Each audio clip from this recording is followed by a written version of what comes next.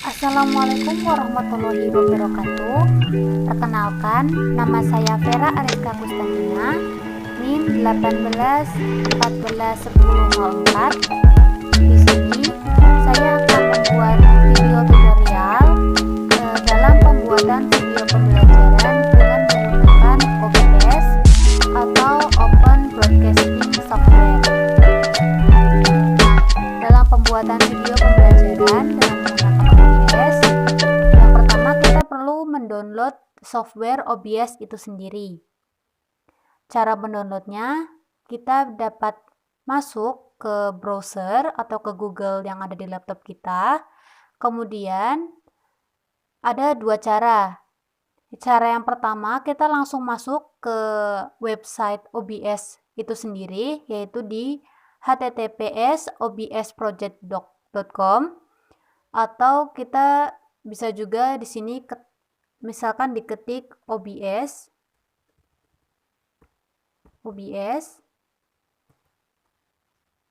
lalu kita pilih yang paling atas ini, yang Open Broadcasting Software. Kemudian nanti ketika kita klik, maka akan muncul halaman seperti ini. Nah, di sini itu sudah terdapat 3 pilihan. Kita bisa mendownload OBS Studio ini sesuai dengan perangkat yang kita gunakan. Misalkan perangkat yang saya gunakan adalah laptop dengan basisnya Windows ya. Maka kita klik yang bagian Windows. Nah, setelah itu kita tunggu sampai proses pendownloadan OBS Studio ini selesai. Karena saya sudah mendownloadnya, maka yang ini saya cancel saja. Nah, setelah tadi sudah kita download, maka aplikasinya akan masuk ke folder download di laptop kita. Di sini kita bisa double klik untuk menginstal. Cara penginstalannya seperti menginstal software pada umumnya. Nah, ketika muncul seperti ini, maka ini siap untuk diinstal ya. Kita next saja sampai finish.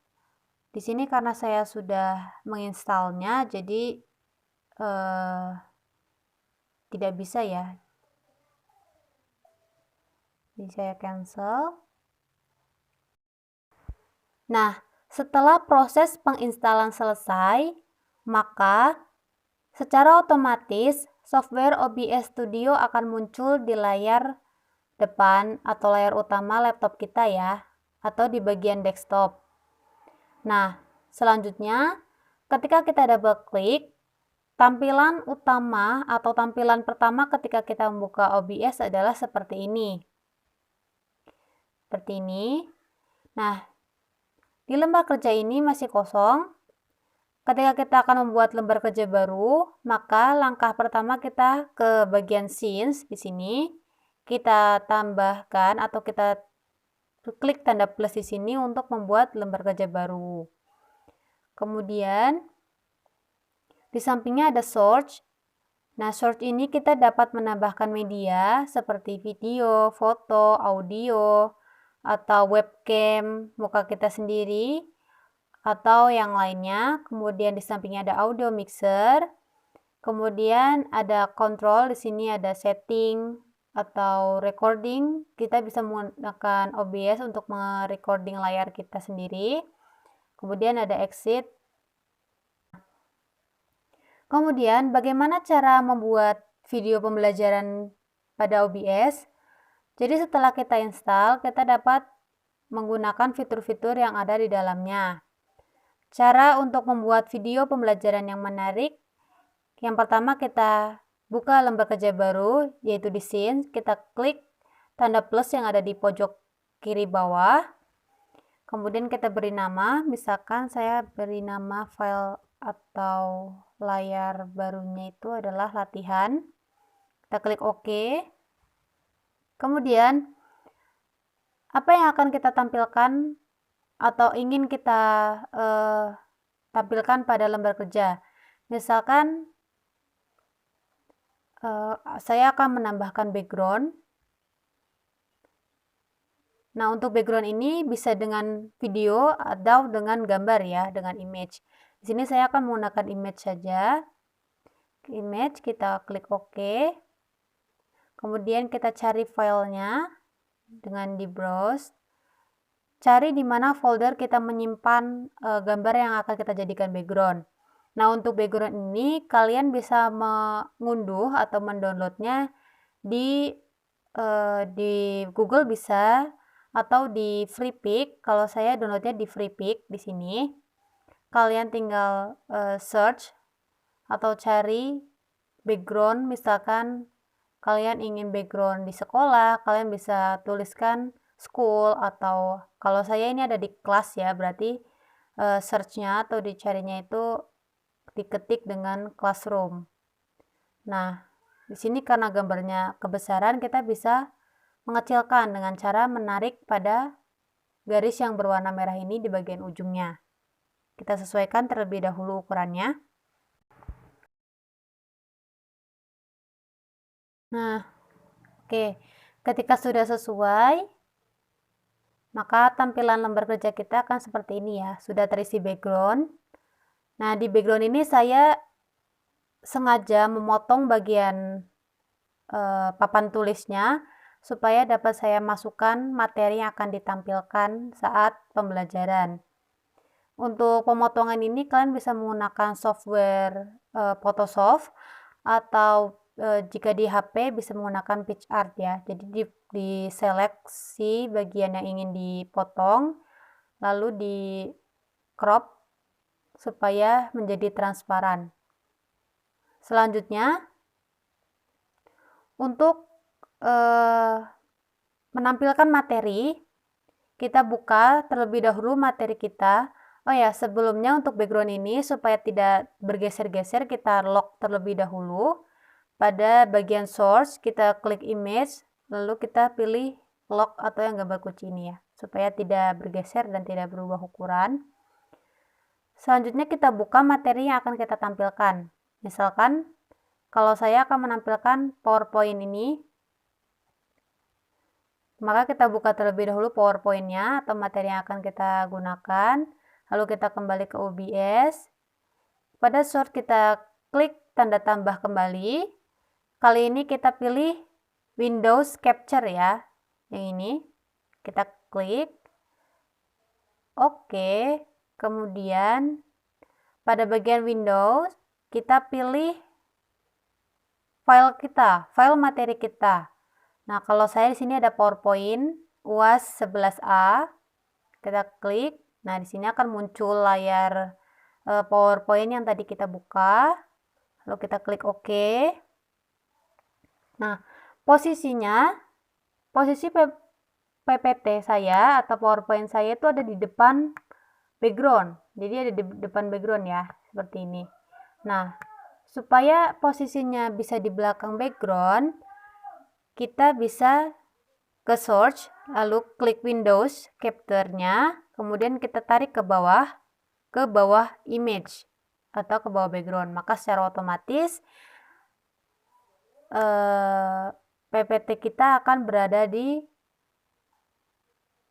belakang gambar ya, di belakang gambar. Jadi terlihat seperti bahwa papan tulis ini menampilkan layar PowerPoint kita. Nah, selanjutnya, misalkan kita mau menambahkan logo.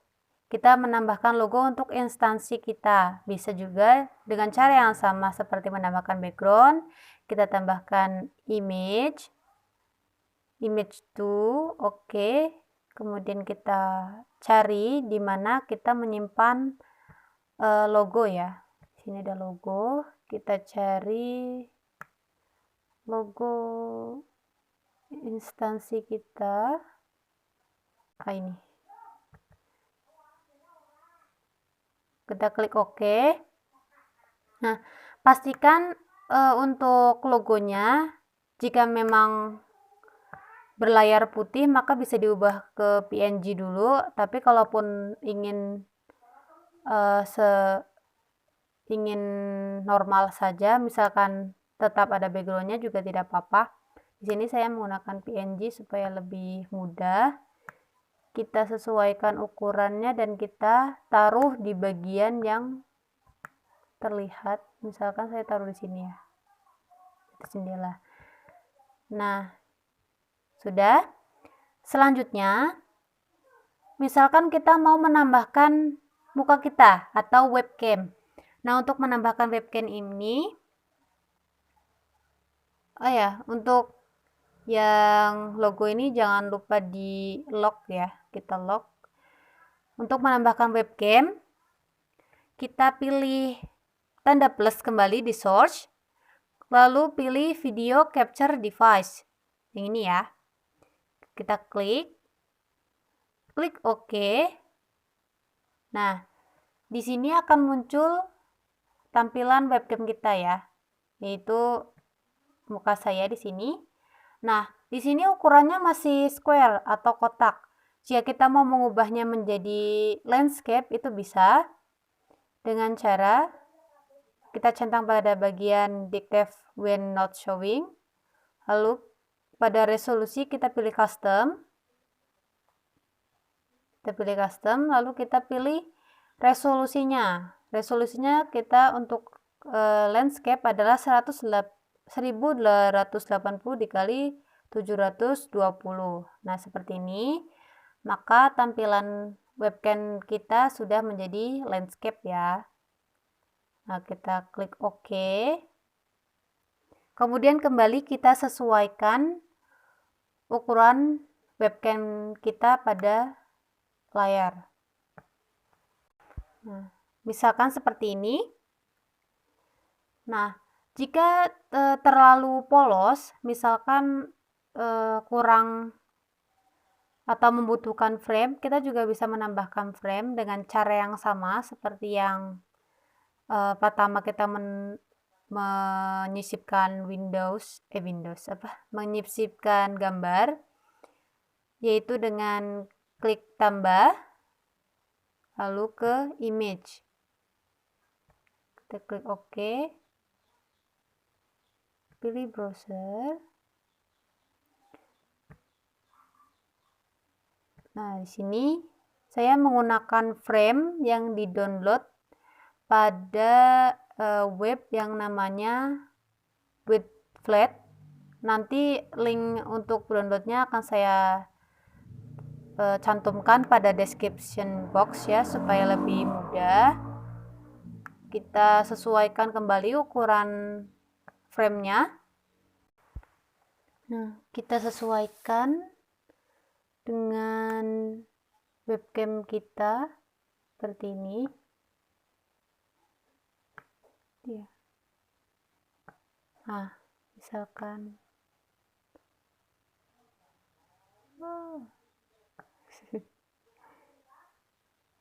bentar. Kembali kita lock untuk video capture dan juga frame-nya. Nah, beginilah tampilan ketika kita sudah selesai mendesain atau memasukkan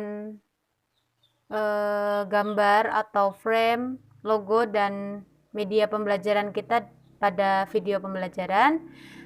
Kemudian kita bisa langsung menuju platform yang akan kita gunakan untuk media video pembelajarannya. Misalkan kalau saya menggunakan Google Meet, kita sambungkan ke Google Meet. Kita buat rapat baru. Nah, setelah ini, untuk menampilkan layar OBS pembelajaran kita tadi, kita bisa ke setting jika misalkan belum. Karena di sini saya sudah mengaturnya. Nah, klik pada setting. Jika misal belum muncul layar OBS kita yang tadi, terus kita klik pada video. Nah, pada kamera kita pilih OBS kamera yang ini ya, sesuai dengan kamera yang kita gunakan. Kalau sini saya menggunakan OBS kamera. Nah, maka pada layar Google Meet kita akan muncul seperti ini. Nah, ini terbalik ya. Kalau kita terbalik, tapi sebenarnya untuk orang lain atau misalkan anak-anak yang melihat ketika kita mengajar, ini tidak terbalik. Jadi bentuknya tetap normal, bisa dibaca, hanya di bagian kita atau di kita saja yang terbalik posisinya. Seperti itu. Kemudian pada OBS kita juga dapat menampilkan kamera atau webcam dari ponsel kita atau dari handphone kita. Jadi semisalkan kita sedang mengajar, lalu kita butuh untuk coret-coret istilahnya ya. Jadi kita menulis pada buku, itu kita bisa menggunakan fitur webcam yang ada di handphone kita. Nah, caranya kalau saya menggunakan aplikasi bantuan atau aplikasi ketiga yang bernama Droidcam. Jadi pada ponsel kita sudah diinstal, pada ponsel dan laptop kita itu yang pertama kita install dulu Droidcam. Ini bisa diinstal lewat browser atau lewat Play Store jika di ponsel kita. Kemudian kita klik.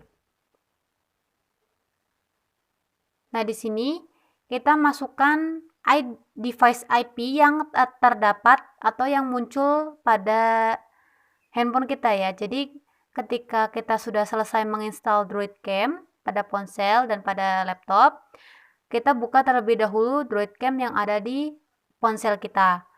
Nah, di situ nanti akan muncul device IP atau nomor connect over Wi-Fi line jika kita menggunakan koneksi Wi-Fi, atau kita juga bisa menggunakan kabel USB, atau bisa juga dengan create Wi-Fi server, ini membuat Wi-Fi sendiri ya, atau saya menggunakan koneksi Wi-Fi saja daripada dengan USB. Kemudian jika sudah, kita bisa klik start. Kemudian maka cara yang sama seperti memunculkan webcam gambar kita tadi,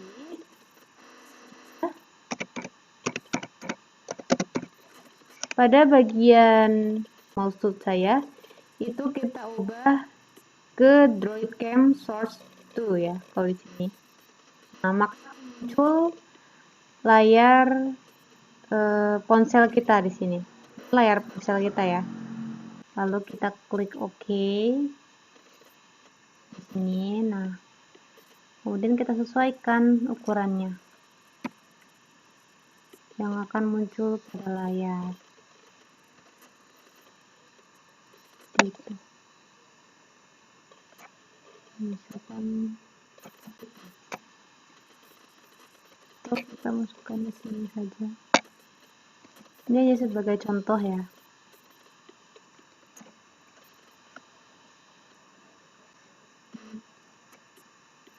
Nah, misalnya kita masukkan ke sini, kemudian dari layar sini nanti kita dapat melihat aktivitas. Misalkan saya akan menuliskan sebuah contoh dan harus tampilannya itu kita menulis ya.